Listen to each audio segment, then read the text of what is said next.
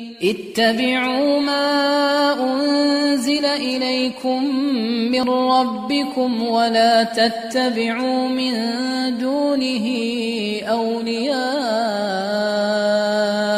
قليلا ما تذكرون.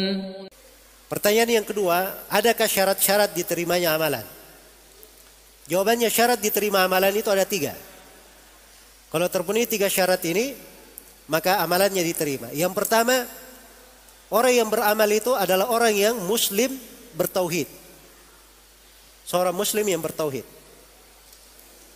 Bersyahadat la ilaha illallah Muhammadar Rasulullah, tidak pernah berbuat kesyirikan. Itu syarat yang pertama. Sebab siapa yang jatuh dalam syirik akbar, itu seluruh amalannya hapus.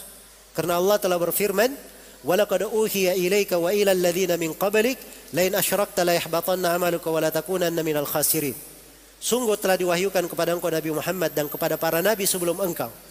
Andai kata engkau berbuat kesyirikan, akan hancur seluruh amalanmu dan engkau akan menjadi orang yang merugi. Syarat yang kedua dari syarat diterimanya amalan, dia ikhlas di dalam amalan itu, ikhlas dalam mengerjakannya.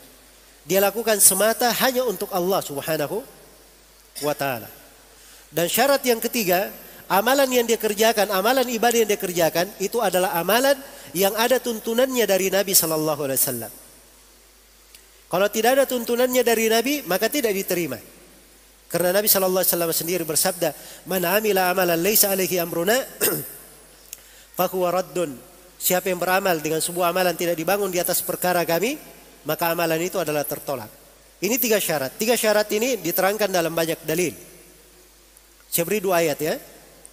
Saya kira 2 ayat ini sering kita dengarkan. Ayat yang pertama di surah Al-Bayyinah, "Wa ma umiru apa? Illa liya'budullaha mukhlishina lahud-din hunafa." Tidaklah mereka diperintah. Perhatikan kalimat umiru, menunjukkan bahwa agama itu dibangun di atas perintah. Inilah petunjuk Nabi. Ini syarat harus di atas petunjuk Nabi. Tidaklah mereka diperintah kecuali untuk beribadah kepada Allah dengan ikhlas.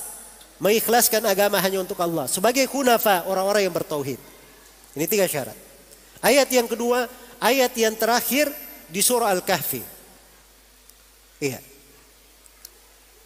"Faman kana yarju liqa'a rabbih falyamal amalan salihan wa la yusyrik bi ibadati rabbih ahada." Barang siapa yang mengharap perjumpaan dengan Rabbnya, perjumpaan dengan Allah, maka hendaknya dia beramal dengan amalan yang salih. Amalan yang salih itu, kata para ulama, adalah amalan yang dia ikhlas di dalamnya dan sesuai dengan petunjuk Nabi. Itu amalan salih. Syarat berikutnya, wala yusyrik bi ibadati rabbih ahada. Dan dia tidak berbuat kesyirikan dalam peribadatan kepada Allah Subhanahu wa taala sama sekali. Baik. Jadi itu 3 syarat diterimanya amalan.